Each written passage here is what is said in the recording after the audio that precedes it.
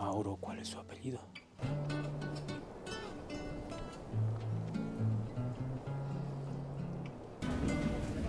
Abusaron de mi hija. Y el fulano pagó. Yo no quiero ser el hombre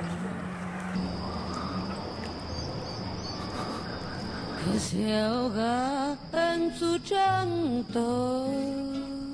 Él fue quien le vendió la casa a mi mamá. De rodillas hecho llagas que se postra al tirano. De rodillas hecho llagas que se postra al tirano. Los hijos son así. Se van.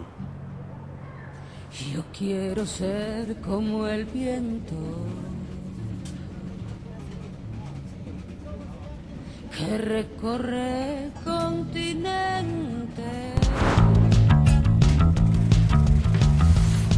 y arrancar tantos males.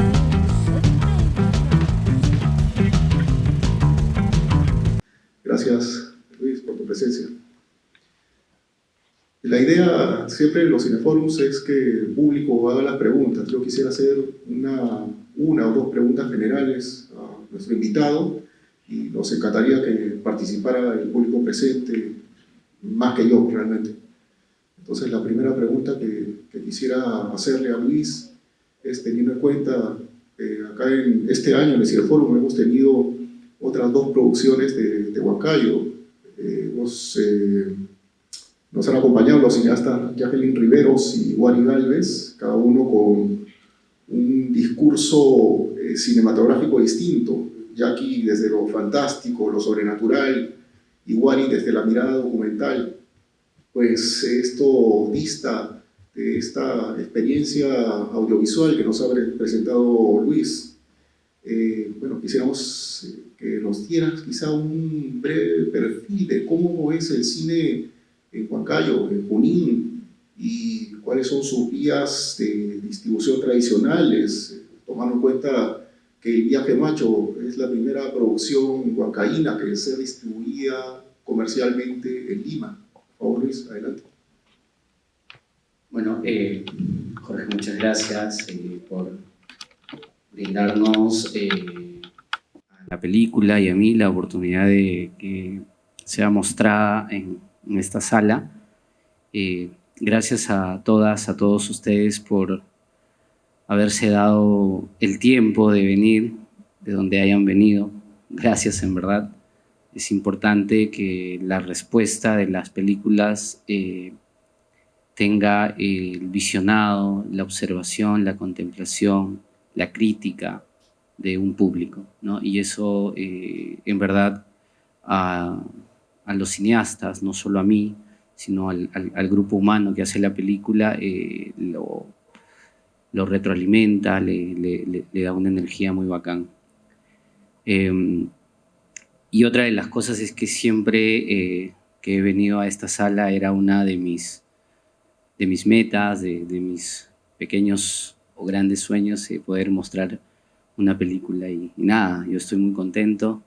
Y con respecto a la pregunta, me parece que el cine hecho en regiones o desde las regiones ya viene contribuyendo con un gran número de producciones desde hace bastantes años, desde incluso muchos años atrás de creado el Ministerio de Cultura. Se gestaban en diferentes puntos del país estratégicos: Cajamarca, Puno, Huancayo, Ayacucho, producciones con cineastas con diversas miradas también, ¿no? Palito Ortega en Ayacucho, Flaviano Quispe en Puno, Nilo Inga en Huancayo, en Cajamarca Héctor Marreros, que tenían pues miradas y formas distintas de contar y hacer películas.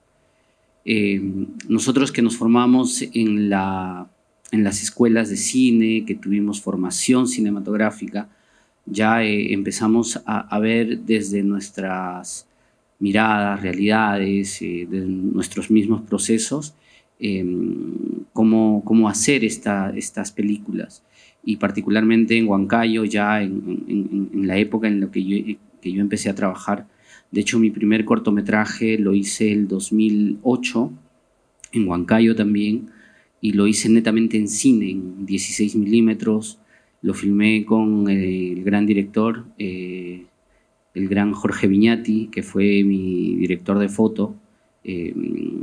Hicimos este cortometraje y desde ese momento ya teníamos el ímpetu de querer hacer un cine en la región, desde la región, con equipo, con gente formada allá, pero también pegados a la realidad, porque Huancayo, si bien es cierto, tiene mucho ímpetu, pues no tiene los procesos, la gente formada, los conocimientos necesarios. Entonces teníamos que confluir capacidades, ¿no?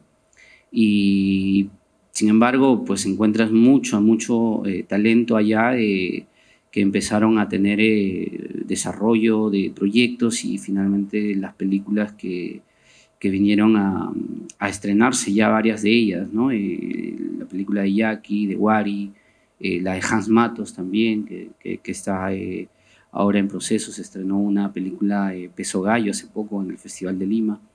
Entonces tenemos, creo que, una movida interesante en la ciudad, pero con una mirada hacia afuera, ¿no?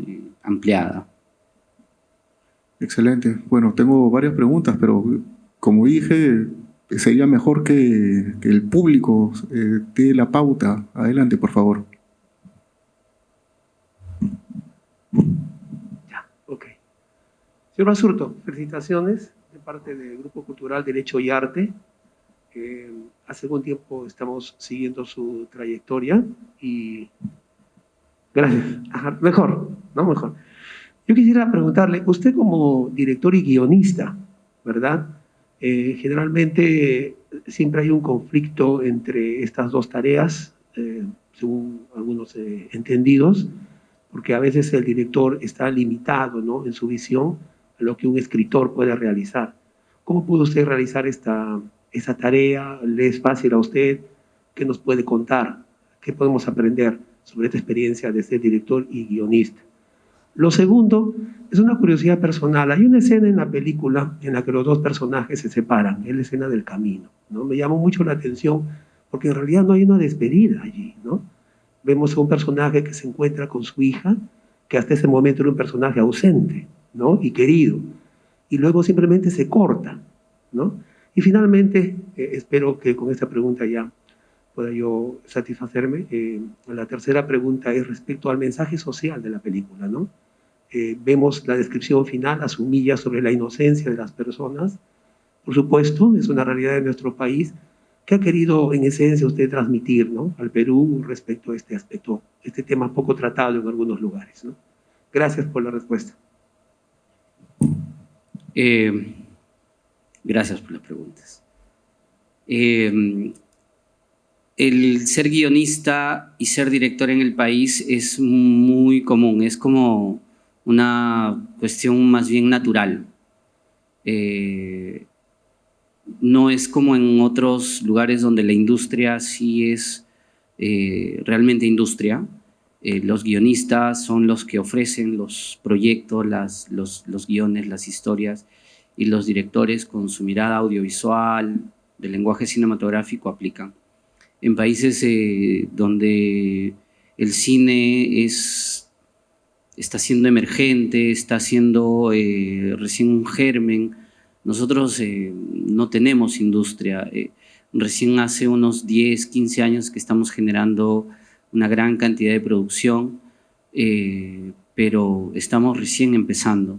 Y es muy común que un guionista sea el director de la película. Ser guionista no quiere decir ser escritor. Ser un escritor es un oficio mucho más complejo. El guionista lo que tiene claro es que esos textos escritos tienen que plasmar mucha imagen. Y si en algún momento cabe la oportunidad que el guionista le tiene que brindar al director, pues el guionista sabe al final que ese guión, escrito con mucho ahínco, esfuerzo, dedicación, va a terminar en el piso. Porque finalmente el resultado es el la imagen plasmada en lo fílmico, en lo cine digital. Y en todo caso no es muy complejo. Para mí particularmente es sencillo ser guionista y director, productor hay veces, porque así funcionamos acá en el país. Hay que buscárselas por todos lados porque muchos tienen apoyos del Ministerio de Cultura como yo, pero otros no. Entonces hay que agenciarse por todos lados. El cine es un gran pretexto para ser feliz, pero se sufre. Lo segundo, mejor voy a lo tercero para que no me olvide la segunda. Sobre la despedida. Sobre la despedida, una escena, ok. Es que es así. Lo digo porque yo cuando me despido de mis seres queridos, mi abuelo, mi tío, apenas si me dan una palmada en el hombro. No es la clásica despedida occidental, ¿no? Donde nos miramos a los ojos y nos abrazamos, ¿no? Es como ya cumplimos nuestros objetivos y yo sentía que yo debía ver esa despedida desde una distancia. Por eso que el plano es un gran plano general. Yo no podía acercarme, no tenía el valor de acercarme además, porque no sabía cómo hacerlos despedir sin que yo sintiera esa motivación de no sé, de que algo está cerrándose o empezando. Entonces, hay cosas que uno también lo maneja desde cierto punto de vista, ¿no? Por eso alejé la cámara. De hecho, si alguno notó, Magali está ahí. No sé si lo notaron, Magali Solier, la gran actriz. Y cuando Magali vio la escena, no me reclamó su primer plano, porque ella entendió que esa era la forma, ¿no? Y yo finalmente no le tuve que explicar más, así que fui feliz por eso. El mensaje social termina siendo una necesidad. Digo, nosotros que hemos crecido ya en esta generación de los 80s y 90s en medio de las dificultades, nos da la oportunidad de poder expresar algo de aquello que nos conmovió, nos incomodó, nos generó todo un proceso a posterior de cuestionar nuestro país, de cuestionar nuestra realidad, de cuestionarnos nosotros mismos. Y claro, en el entorno en el que yo viví, conocí y sentí, hubo gente muy golpeada por esta situación, injustamente encarceladas, o desaparecidos, o violados, o violadas. Somos en este momento un país que creo que está recientemente aprendiendo a reconstruirse a partir de estos procesos de memoria, ¿no? Entonces me da la impresión de que hay que seguir tratando de generar esta resiliencia, pero a partir de eso, de la memoria. Justo habíamos conversado algo sobre lo que es el cine, la política en el cine, no partidaria, ¿no? Sino que este filme pues tiene un tinte sí, social, político, ¿no? Sí, y también, claro, lo planteo desde la génesis, ¿no? No es mi propósito hacer una denuncia social, no es el propósito en sí, o hacer un estudio sociológico, antropológico del proceso histórico, pero creo que sí es importante exponer cosas a partir de lo que particularmente yo viví, conocí.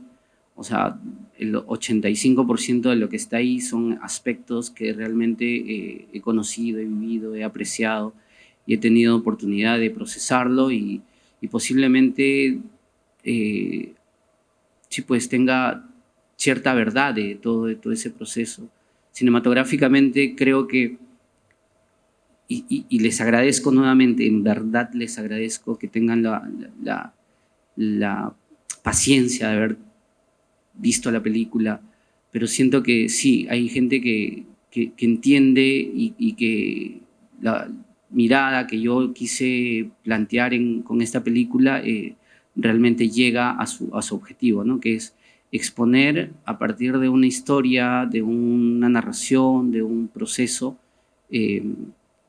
algo que en nuestro país se vivió, ¿no? Adelante, por favor. Buenas noches. Felicitaciones, Luis, por la producción. Lo que yo quería, la producción me pareció muy, muy interesante, muy importante el tema de tratar, ¿no? Y lo que yo quería pedirte era que nos comentes un poco cómo fue la construcción de los personajes. ¿Qué elementos o qué experiencias capturaste tú para ir desarrollando, ¿no? Porque la situación carcelaria en nuestro país es dramática, es muy dura, hasta infernal, ¿no? Entonces, y el impacto que deja en los personajes marca mucho el desenvolvimiento que estos van a tener, ¿no? Entonces, de repente, no sé cómo fue tu acercamiento a estos personajes para desarrollar o qué elementos, ¿no? Has colocado, o de repente qué elementos te hubiera gustado colocar y de repente no los pudiste plasmar, ¿no? O sea, esta experiencia del desarrollo de la película, ¿no? Y de los personajes, no sé si es que nos pudieras comentar algo, me parecería muy, muy, muy enriquecedor. Gracias. Gracias, ella es mi amiga. Gracias por venir, amiga. Palestina.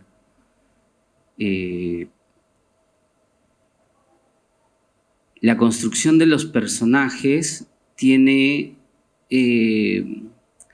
la génesis en principio en conocer a los personajes. O sea, no precisamente conocía al doctor Carlos Espejo, pero sí conocía gente que fue injustamente encarcelada y después liberada, ¿no? 2, 3 años, pucha, lo sentimos, no era, pues, ¿no? Nos equivocamos. Y acá no pasó nada, ¿no? Entonces, el tema de mi vida y mi proceso, mi familia, ¿qué pasó? Entonces, claro, hay un juicio social también con el entorno, porque antes era muy complicado, y hablo desde la parte en la que yo vivía, que uno no podía decir ni siquiera que admiraba al Che Guevara, ni siquiera que leía el libro La Madre, ni siquiera que leías los 7 ensayos de Mariátegui, porque eras terruco, así de simple. Entonces, yo me acuerdo que alguno vio mi corto 1992. Está en YouTube. Miren, es justamente la historia de un niño que llega tarde al colegio porque la noche anterior entra la violencia a la casa. Y la violencia no está mostrada en terrorismo o en soldados o en policías, porque en esa época a nuestras casas entraban soldados, terroristas y policías, porque de alguna manera trataban de buscar algo que no se sabía qué era. Entonces, y el niño llega tarde al colegio porque la violencia entró a la casa y al día siguiente no sabía cómo explicar al profesor por qué había llegado tarde. Y lo único que dijo fue, me quedé dormido, ¿no? Es la única manera de explicar del personaje. Entonces, cuando yo empecé a conocer a estas personas, algunos cercanos y otros que iban viniendo, empecé a generar esta historia a partir de algo que yo sentía que debía de contar, porque además me interesaba construir una historia con otro personaje que era mi abuelo, ¿no? Mi abuelo es una persona que viajaba, que iba de un lado a otro, y que hay veces desaparecía, ¿no? Es un tipo muy, muy extraño. Y empecé a confluir situaciones, ¿no? Con El ciego Nazario fue muy ficcionado, ¿no? Porque yo necesitaba mostrar a mi personaje frágil y me pareció importante mostrar a una persona con mayor fortaleza pero que tiene este problema en la vista, ¿no? Así que fui construyendo en base a situaciones de cómo se iba narrando la película. Y otro personaje que fue importante fue el tren. De hecho, es el nombre de la película, ¿no? El tren macho es este tren que viaja de Huancayo a Huancavelica y que llega cuando puede o para cuando... Sí, es una cosa que ya me olvidé, pero es un tren que tiene 100 años, pues, ¿no? Sí, y transporta vidas, transporta emociones. Huancayo Huancavelica es una de los nexos más maravillosos del país. Y no porque yo sea de Huancayo, sino porque es así. Justo habías mencionado en un momento en nuestra conversación previa que el personaje se apellida Espejo porque es reflejo de estos personajes que han sido víctimas, ¿no? Víctimas de esta etapa de violencia. Sí, bueno, esa es una cosa que uno no espera explicarlo, pero sí, es como tratar de entender que si uno puede apreciar la película, logra ver ciertos momentos de nuestra historia, ¿no? Y si no todos hemos vivido ese momento, pues sí lo hemos sentido, lo hemos apreciado, lo hemos oído, sí, claro. Entonces, sí, eso es una opción que se da en el momento de la creación del personaje, ¿no? Adelante, por favor. Buenas noches, muchas gracias, siempre agradeciendo por estas conversatorias tan importantes de la Biblioteca Nacional. A mí la película me ha dejado una percepción bien interesante. No me parece una película de denuncia social, porque si eso ha querido hacerse, se da de una forma muy sutil, muy delicada, ¿no? Pero me llamó la atención mucho los paisajes, ¿no? Los paisajes preciosos que se ven de la sierra, muy bonitos. En la película creo que tiene muchos silencios y las pocas veces que conversan los personajes son muy atinados, ¿no? O sea, la película tiene muchos silencios, pero le combina mucho con los paisajes. Y a mí me llamó la atención, podría resumir la película en esa escena que me cautivó bastante, cuando el personaje, el protagonista, va a buscar a su hijo a una casa y dice, bueno, él piensa que su hijo todavía está viviendo en la casa, ¿no? Entonces sale la inquilina y le dice, no, él, esa casa me la ha vendido, ya nada queda de él, ¿no? O sea, en ese momento creo que da a entender que se resume lo que es la película, ¿no? Yo lo he entendido así, ¿no? Él ha querido, es la historia de alguien que quiere rehacer su vida. Quiere rehacer su vida. Y al comienzo pensé que se iba a todo concentrar en que él quería buscar a su hijo. Y al final ese tema del hijo queda en un segundo plano, ¿no? Y creo que me parece que lo que has querido resaltar es cómo un ser humano saliendo de la experiencia dolorosa y difícil, complicada que es la cárcel, quiere volver a rehacer su vida, ¿no? Y eso me parece que es importante, ¿no? Porque uno quiere rehacer siempre su vida y me parece el tema capital, ¿no? Y bueno, eso es todo, ¿no? Gracias. Sí, gracias. Sí, la resiliencia es importante ahí, ¿no?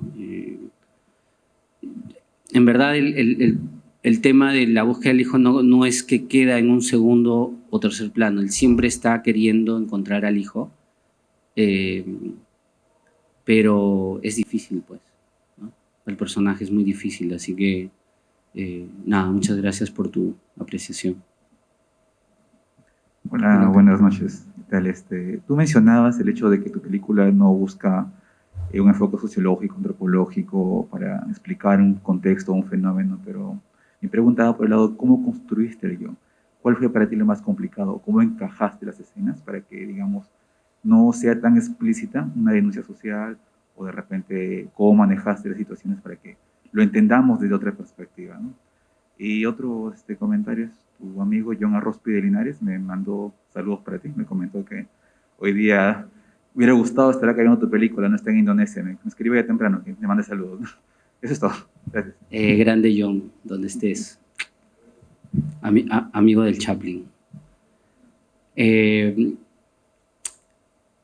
Es bien difícil lo que me has preguntado responderte. Yo este guión lo tengo escrito desde el 2004.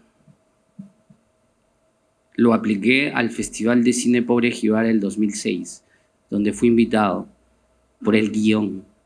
Es la primera vez que yo entendí que un guión tiene una fuerza increíble. Leyeron en Cuba, no sé quién leyó, me mandaron un correo electrónico y me dijeron, puedes venir, tu guión está en concurso. Entonces ahí entendí que un guión es alucinante. Escriban guiones si tienen tiempo y paciencia. El 2006-07 apliqué a otra clínica de guión que se llama Clínica de Guión y Producción en UNIAC, Chile. Y con ese proyecto fui 1 o 2 veces, si no me equivoco. Y el 2009, que seguía escribiendo el guión, fui a otro proyecto en Argentina y me fui a Colombia, y etc. Hasta que apliqué después de todo ese viaje a los concursos de acá y ninguno me dio opción. 2 años estuve buscando presupuesto para la película. De hecho, al inicio, el 2008, iba a ser la película en 16 milímetros. Yo ya había presupuestado comprar las latas de 16, había hablado con un director de foto que se llama Pancho Salomón, para que trabaje conmigo. Él tenía una cámara Arri muy linda. Y para mí el cine era matemáticas en ese momento. Era cuántas latas de película voy a usar, cuántos pies tiene cada lata, cuánto me cuesta el revelado, cuánto tengo que tirar cada plano, 2:1, 3:1, 4:1, para saber que me va a alcanzar la cantidad de latas que yo tenía. Para mí el cine en ese momento se convirtió en matemáticas. Entonces lo que hice fue, cada vez que ya estaba a punto, veía el guión. Me sentaba a observarlo, a releerlo. De hecho, tuve le llaman script doctor, que es un pata que sabe mucho de leer guiones y de escribir guiones y te dice qué le tienes que sacar y qué le tienes que poner. Pero no te lo dice a diestra y siniestra, te lo dice tú qué piensas. Entonces, cuando dice tú qué piensas, ya te hace pensar sobre si esa parte está muy cargada, tiene mucha denuncia, si quieres, o está muy débil en cuanto a expresión y etc. Ahora, y eso para todos los que quieran y tengan un proyecto. Todos nuestros guiones son bonitos, pero todavía son débiles. Y así va a seguir haciendo hasta el segundo, el tercer, el cuarto, quinta película. Porque si tu guión es perfecto, créeme, la segunda película la vas a hacer mala. Es una cosa que te tiene que funcionar así. Tu primer guión, sí, está bueno, ya, y fílmalo. No esperes a que... Son casi 15 años desde que empecé a escribir esa película. ¿Tú crees que ahora me voy a tomar 15 años para hacer la otra? No. 2 años, 3 años, porque la primera ya te da todo el proceso del aprendizaje. Yo ahorita calculo que en 3 años debo tener... escribí Nostalgia hace 2 años, pero no es que la escribí ahora. O sea, no, la película está escrita hace 7, 8 años en mi cabeza, ¿no? Ya está escrita, así. Y ahorita estoy escribiendo la que voy a filmar el 2027. Ya está escrita, créanme. Están invitados a la biblioteca ese. Entonces, gran honor, eso. Gran honor, realmente. Adelante, por favor. Esos 2 personajes que han construido, 2 muy buenos actores, me parece que han dado en el clavo con respecto a ese estado de ánimo, de pérdida, de tristeza, que conlleva una pesadez, ¿no? De estos 2 personajes y que se complementan maravillosamente con los paisajes, con la nostalgia de los paisajes serranos que tenemos. Entonces, en ese aspecto me he quedado impresionada, ¿no? Gratamente. Y esa era una parte. Y la otra parte era que quería preguntarte con respecto a si has recibido alguna crítica en relación al enfoque que has hecho de la película, ¿no? El enfoque es básicamente los injustamente acusados con el conflicto social. Sería bacán que lo puedan exponer y uno quizás con ideas claras, ¿no? Decir, no, mi película tiene esta mirada porque tiene esta mirada. En concreto, yo vivía en Cusco y Huancavelica, en la ciudad de Huancayo. A media cuadra estaba el Ministerio de Pesquería. Cada semana volaban el Ministerio de Pesquería. Cada semana, ¿no? Seguramente eran los terroristas, ¿no? Sí, no hay ningún problema, eso. Pero después en otro lado desaparecían personas y seguramente eran los otros, el otro bando. O sea, mi mirada es esa, ¿no? Yo puedo discutir desde mi punto de vista, porque es lo que he vivido. Yo no tengo postura, yo era del pueblo. Tú no podías decir ni verde ni rojo, porque si no era uno, era otro. Pagábamos todos los platos rotos del momento. Y con respecto a los actores, sí, pues, para mí fue un honor trabajar con Lucho Ramírez. Es uno de los actores, creo yo, más importantes del país, en teatro y en cine. Hoy en día él es protagonista de mis 2 largometrajes, que es el Viaje Macho y Las Colmenas, que tengo el privilegio de contarles en este momento que fuimos seleccionados para el Festival Internacional de Moscú, para la competencia internacional oficial. Creo que después del gran maestro Armando Robles Godoy En la selva no hay estrellas, somos la película peruana que participa en la competencia oficial, ¿no? Después del 67, en un festival como el de Moscú. Y eso nos llena de mucho aliento, de muchas ganas de seguir haciendo este cine, ¿no? Y Lucho trabaja, acá está con barba y está sin barba, es un tipo maravilloso para la interpretación. Y a mí él es otro maestro, ¿no? Yo de hecho trabajo con gente que es de teatro, pero cuando ellos trabajan conmigo les cuesta entrar en mi discurso porque como son de teatro, yo les digo, acá no quiero que hagan nada. Entonces Lucho dice, yo no actúo en tus películas, ¿no? Yo estoy nomás. Bueno, se agradece a Lucho. Sigamos, por favor. Buenas noches, Luis. Felicitaciones. Aquí estoy. Felicitaciones por la película. Hace un rato escuché que la película tenía muchos silencios, ¿no? Y de hecho yo creía lo mismo al comienzo, pero creo que el arte de la película en general es una oportunidad para reflexionar. Y luego me puse a pensar mientras la iba viendo que quizás no era el silencio de la película, sino era el silencio de Carlos, ¿no? Y lo que yo iba pensando es que Carlos es una persona quizás poco gregaria, poco locuaz, ¿no? No tiene la necesidad de comunicarse con las personas. Y yo iba pensando qué experiencias debe haber pasado ese personaje, ¿no?, en la cárcel para ser como es. Quizás no sea así como lo planteas, pero creo que sigue siendo una oportunidad para que cada quien vaya interpretando lo que ve, ¿cierto? Y por otro lado, también me gustó el hecho de que, más allá de que sea una película de denuncia, una película de oportunidad, creo yo. Siento que vi la película 2 veces. La segunda vez la vi en el mate. Y cuando decían hace un rato, dejó de buscar a su hijo, no lo sabemos.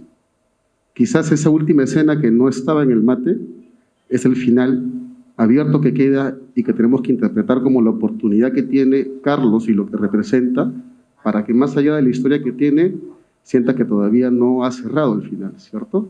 Entonces me gustó, no sé si así era, así es, pero es como que una oportunidad, ¿no? Así lo vi yo. Eso quería comentar. Sí, gracias. Sí, es más allá de decirte cuál era mi intención de la película, es eso, es que cada uno interprete el final de la película, qué es lo que quiere sentir, quién siente o quiere que se haya encontrado con su hijo, ¿no? Hay gente que quiere que se siente. Otros dirán, la vida continúa. Y vivimos cada uno de nosotros con ciertos vacíos y el mate representa eso. Y finalmente, como decía nuestro gran Kiarostami, las películas son como un crucigrama. No todos terminamos de llenar los cuadritos. Siempre viene alguien que le agrega la palabra adecuada a esos cuadritos que faltan y así se va construyendo. Esas son las películas que creo que tenemos oportunidad de hacer y de mostrar y que ustedes terminen de completar la historia, ¿no? Adelante. Hola, felicitaciones. Tenía muchas ganas de ver la película. Sé que el proceso fue bastante largo, pero bueno, ahí está. Y sobre los dos actores, ¿no? Ya un poco has respondido a lo que tenía, la inquietud que tenía, ¿no? Pero cuando has estado escribiendo las varias versiones de guión, ¿en qué momento ya tú les pones cara a esos personajes? O sea, ¿cuándo sabes que van a ser ellos dos los actores de tu película? O no sé si cuando has escrito la última versión de repente ya sabías que eran ellos y un poco que, no sé si me dejo entender, o sea, ¿en qué momento ellos entran? Es mucho antes, ¿no? De la preproducción, imagino, no sé, o fue una decisión casi del casting en la preproducción o ya lo sabías antes, o sea, de elegir estos dos actores, ¿no? ¿Y cuál fue la dinámica? Bueno, un poco ya lo dijiste, como son de teatro, le dijiste no hagan nada, o sea, no me actúen, ¿no? Pero un poquito, explayar un poquito ese tema de los actores. Bueno, nada, gracias por venir. A ver, no, fue muy, muy bacán porque nosotros trabajamos con Lucho Ramírez en un mediometraje el 2004 y ya sabíamos de sus capacidades. Porque además él ya había trabajado como personaje secundario en varias películas y tenía una forma muy bacán que me gustaba en términos de expresión. Sin embargo, para el personaje de Carlos Espejo sí hice un casting. De hecho, pasé por Víctor Prada, pasé por mismo Julián Vargas de Yachcani, y por ahí, sí, un par de actores más. Pero todos tenían un aspecto que no terminaba de convencerme y cuando lo busqué a Lucho, en una de esas búsquedas, encontré al personaje, no lo encontré a Lucho. Entonces cuando lo vi dije, no mano, tú eres. Y me acuerdo que hablé con él, en principio le dije que era un alumno que en algún momento trabajó con él en un medio, se acordó, me dijo, ah, sí, claro. Y le di el guión y en principio lo que siempre hago es darles el guión. O sea, si sienten el enganche, si sienten más allá del tema económico, les gusta, trabajamos. Y con Amiel también fue la misma dinámica. Fernando Basilio también estaba en el casting. Los trabajé, con el caso de Amiel tenía la ventaja de saber quechua, de tocar el violín y de haber justo interpretado tiempito atrás un personaje andino también en una película, sí, un personaje andino. El problema con Amiel fue que Amiel es de Puno, Amiel es serrano, ¿no? Cuando yo le pedía que haga el personaje, Amiel me interpretaba a un serrano. Entonces yo le decía, no, mano, tú ya eres serrano, habla como eres, no me hagas el tonito, ¿no? Entonces, pero ¿para qué? O sea, si somos serranos, hablemos como somos, ya está, se acabó. Y trabajamos en eso, ¿no? En cómo debían decir. Lo que pasa es que cuando uno trabaja con actores profesionales, formados, tiene que entender que estamos trabajando con personas que tienen una capacidad increíble. Entonces, lo que tiene que hacer el director es verlos como una roca hermosa, que lo único que tienes que hacer es cincelar lo que no te sirve. Pa acá, pa allá. más es menos, menos es más. De hecho, Magali tiene una técnica maravillosa. Magali te dice, tú dime números, ¿no? Dime, ¿qué quieres? Yo soy 0, te dice, ¿no? Yo soy 0. Tú dime, quiero 3 y te da 3. Intensifica su manera. Dime, quiero -2, baja su manera. Entonces, son técnicas y esas técnicas las adquieren ellos de acuerdo a cómo están formados. Magali estaba formada en lo cinematográfico. Jesús Luque, Banco Cápac, Pamela Mendoza, que estoy trabajando con ellos este tercer largometraje llamado Nostalgia, tienen la misma formación cinematográfica. Ellos no tienen formación teatral. Con ellos les puedes decir más o menos, ¿no? A ellos no les tienes que decir, tienes que construir tu personaje a través del método, ¿no? La introducción, de la psicología, ¿no? Entonces, camina para acá, camina para allá, mira para allá. Entonces, reacción, ¿no? Verdad, sí, esas cosas sí las entienden muy bien. Y bueno, con los actores es así, ¿no? Dependiendo de dónde han sido formados. Y además ellos, o sea, son muy inteligentes, ¿no? Saben con quién están hablando. Y dicen, no, este quiere que hable poco, que me muestre poco, y la cámara hace la parte del trabajo, ¿no? Antes de seguir con la siguiente pregunta, ya que estamos hablando de los personajes, y creo que quedó un personaje en el tintero, ¿no? Que es justamente el tren. Quizás si nos puedes comentar cómo ha sido la experiencia de grabar en el Tren Macho. ¿Ha habido alguna dificultad, alguna anécdota? Todas. ¿Alguien ha viajado en el Tren Macho? ¿Sí? ¿Sí? Lindo, ¿no? Es maravilloso ese tren. Pero han viajado en el tren donde subes a las 6 de la mañana en Chilca y de ahí vas por todos los pueblitos, Mariscal, Yauli, Iscuchaca, no me acuerdo de las rutas. Es hermoso. Tellería. Tellería. Claro, es que es esa. En tercera. De hecho, el personaje de la que vende la fruta es el personaje. Empieza el recorrido, empieza con piña y después plátanos y después papaya y así sigue hasta el final. Y los hombres que venden la comida, ustedes saben que además nuestro tren pues no tiene nada que ver con los trenes franceses, ¿no? Nuestro tren es así, es una carcocha, pero así.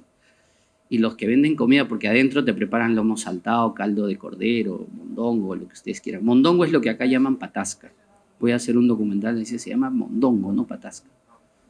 Sí, es una lucha huanca que tengo que hacer. Y llevan 3, 4 platos en pleno movimiento. Y tú los ves y no se cae ni una gota, ni un arroz de los platos. Se cayó las rieles del tren cuando estábamos filmando la película. Sí, llueve tanto que más abajo de Guayucachi, ¿no? Llovió tanto que se llevaron 200 metros de las rieles del tren, previo a filmar la película. Y nos quedamos sin película, pues, porque la película es el viaje macho del Tren Macho. Y tuvimos que posponer meses. Y nosotros tuvimos un aliado en el ministerio de... No, ministerio no. El tren Huancayo-Huancavelica, que es como un museo de los vagones antiguos, de los trenes. De hecho, este tren que ustedes ven no es el Tren Macho. Es el llamado Tren Macho, pero el Tren Macho es un tren a vapor que está ahí guardado en los hangares de Chilca, ¿no? De ahí. Es maravilloso, ¿eh? Es muy, muy lindo. Ir ahí te encuentras con una historia ferroviaria increíble. Así que esperamos meses, no había forma de arreglar las rieles y lo único que les voy a decir es que todo lo que han visto ahí es croma. No, mentira, no todo, pero gran parte tuvimos que armar un hangar, pusimos verde del tamaño más grande de esto y empezamos a cromar. Y mi idea era hacerlo como la última parte en la que regresa y él toma su tecito, porque ese sí es verdad. Toda esa parte es verdad, cuando él camina hacia atrás, ¿no? La idea era filmar en ese sentido. Entonces el tren nos ganó, pues nosotros teníamos que hacer la película. Y cuando los chicos me decían, no te preocupes, va a salir, yo sumamente desconfiado, decía, no va a salir. Y después cuando hicieron todo el montaje, por eso el cine es magia, es ficción, hicieron cosas bien alucinantes. De hecho, a Chimango Lares, que es el que toca el violín, lo llevamos a filmar y él decía, pero ¿qué es esto? ¿No? O sea, a mí me dijeron que me llevaban un tren, lo llevamos un croma. Y 20 muchachos empujando, 10 a un lado, 10 al otro lado. Por eso cuando ven que el tren se mueve es porque empujábamos. Era muy loco. Pero gran parte de las escenas donde ves gente subiendo, gente abordando el tren, si es el tren saliendo, es parte de la realidad cinematográfica. Efectivamente, el cine es magia. Continuemos, por favor. Buenas noches, señor Luis. Bueno, felicidades por su película y le comento que mi mamá fue la que me animó a ver películas peruanas y lo que me he dado cuenta es que las películas peruanas te dejan como que un suspenso pero de nostalgia. Y en la película se ve que los personajes no dicen lo que piensan, sino lo expresan a través de gestos. Y casi en la parte final de la película está la escena donde el señor está vendiendo sus vasijas que él mismo pinta. Y cuando el último turista pregunta por la vasija más grande, se ve que él ha pintado su historia, ¿no? Todo su camino, pero al final falta una escena. Y eso es lo que no sé si me gusta de las películas, pero es algo que solo el director sabe. Es como que si el director se lo guardara solito para él mismo. Y aprovechando que lo tengo usted acá, me gustaría que me responda por una película peruana. Gracias. ¿Qué te parece si te quedas así y seguimos a la siguiente pregunta? Ah, mentira. Sí, es una postura bien personal de cómo a ver, por eso se les llama directores, porque hacen las películas según su criterio, su mirada, su sentir, ¿no? Algo que de repente mencionas también me llama a mí la atención como para resaltar, ¿no? El tema de los personajes. Si bien es cierto, no expresan en palabras, sino más bien con gestos, con acciones. Es que muchas veces en la sierra somos así y solamente lo expresamos cuando estamos borrachos, ¿no? Cantamos, gritamos, bailamos. De hecho, yo soy un bailarín empedernido, pero después de la 18ª botella, ¿no? Pero en las previas eres como muy serio, tranquilo, ¿no? Conversas muy cómodamente, ¿no? Tranquilo, pero sí, es eso que los personajes muchas veces... De hecho, tengo una escena donde ellos beben y terminan bailando y cantando, pero yo sentía que no estaba dentro del tamiz de la película, ¿no? Así que, de hecho, una película, cuando tú la filmas, tienes del 100%, la película está compuesta por el 70% de imágenes. Desechas muchas escenas, ¿no? Desechas muchas escenas. Si es bonita, hay que quitarla, dicen. Esa es una regla que decía Buñuel. Si la escena es bonita, quítala, ¿no? No sirve para la película. Y claro, la parte en la que uno escoge fragmentos o momentos en los que decide decir o no algo es parte de tu autonomía, ¿no? Y lo que quiere es que justamente el público pueda decir, interpretar, completar eso, ¿no? Y eso es a voluntad, obviamente. El mate está sin acabar porque la película no acaba, ¿no?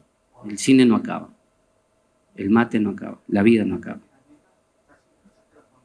Correcto, tenemos una última pregunta. Por favor, adelante. Buenas noches, directores, felicidades por su película. Dos preguntas que tengo, una es sobre la ley de cine aquí en Perú. La vez pasada estuve escuchando algunos testimonios de unos directores, compañeros de usted tal vez, que no hay una industria formada por la ley de cine. Porque una vez para reafirmar la ley de cine, una congresista dijo, ¿por qué quieren hacer eso? Si esa ley de cine quieren más guerra, y tal vez no entendió que es una ley de cine, que en otros países hay. Colombia exporta algo de 30 y tantas películas, Perú ya está alcanzando. Y yo, la pregunta sería, tal vez usted o los jóvenes que estamos empezando, en este caso del cine, ¿cómo reafirmar esa ley de cine que hay? Hay una ley, pero reafirmarla que pese más. Y la otra pregunta sería, más apoyo al cine regional. Hay varios cine comercial, como usted ya sabe a qué me refiero, y el cine regional, es darle más apoyo a esas proyecciones, porque es lo que da foco en otros países aquí a Perú. Vemos otros casos como Canción sin Nombre, Retablo, Uña y Pacha. Son nombres que pesan de aquí de Perú, pero el mismo país no le da importancia al cine regional. ¿Por qué pasa eso? Esas serían mis dos preguntas, de la ley de cine y del cine regional. Y muchas gracias. La ley del cine con la que contamos ahora es una ley que fomenta la producción cinematográfica netamente. O sea, es una ley de fomento a la producción. Es para que se hagan más películas en todos los niveles. Felizmente hoy en día se ha diversificado los niveles de producción y existen en la dirección del audiovisual y la fonografía diversos formatos de concursos, ¿no? Largometraje, cortometraje, documental, experimental, formación de público, salas alternativas. Es una ley de fomento, pero la ley de cine que nosotros impulsamos desde hace 15, 20 años atrás y desde hace muchos años atrás otro grupo, es una ley mucho más integral, que tiene que ver justamente con el desarrollo de la cinematografía como un proceso importante en nuestra evolución como sociedad. El cine es parte de nuestra formación como cultura, como sociedad. Otros países, como tú dices, tienen leyes de cine que fomentan todo ese proceso. Pero a partir de una ley que dice que tenemos que tener una cinemateca, una ley que dice que tenemos que tener escuelas de formación cinematográfica, una ley de cine que dice que tenemos que tener formación de cinematografía en las escuelas y colegios, ¿no? Así como se aprende a leer un libro y leer cuentos de Ribeiro, de Echenique, de Vargas Llosa, también debería haber cursos de cinematografía donde podamos ver y apreciar e interpretar películas. Porque en realidad nosotros somos generación de mucho audiovisual, ¿no? Entonces eso es importante reconocer. Y la ley de cine que tenemos ahora es solamente fomento. Entonces está proponiendo desde los sectores de la sociedad civil, de los gremios cinematográficos, una ley integral. Y si no se consigue eso, pues ley por partes, ¿no? Ahorita estamos luchando por una Cinemateca Nacional. Si no tenemos una Cinemateca Nacional, pues nuestro acervo cultural, cinematográfico, fílmico, audiovisual, el de ahorita, ¿no? Se pierde. O sea, eso debería empezar a guardarse, archivarse adecuadamente. Así que la búsqueda de la ley es constante y los congresistas en su mayoría hablan por desconocimiento. Así que es muy sabido que a ellos o a ellas no hay que tomarles mucha atención con temas de cultura específicamente, ¿no? La otra pregunta era del cine regional. Sí, hay que seguir dándole ventanas a este tipo de películas, ¿no? Esta es una, nuevamente, como para ir cerrando, agradezco la oportunidad de que se pueda ver esta película. Hay muchas más, hay que gestionar. Si algún gestor cultural hay acá en lo cinematográfico, busque, contáctese. Hay muchas películas por verse, ¿no? Hay películas de la selva, de la sierra. Yo no podría contar una película de mis paisanos de Piura, ¿no? Porque ellos tienen una mirada diferente, pero hay. Entonces hay que invitarlos a que vengan, ¿no? Tienen que mostrarse también. El Perú es muy diverso y complejo, ¿no? Multicultural, pluricultural, y creo que el cine refleja eso.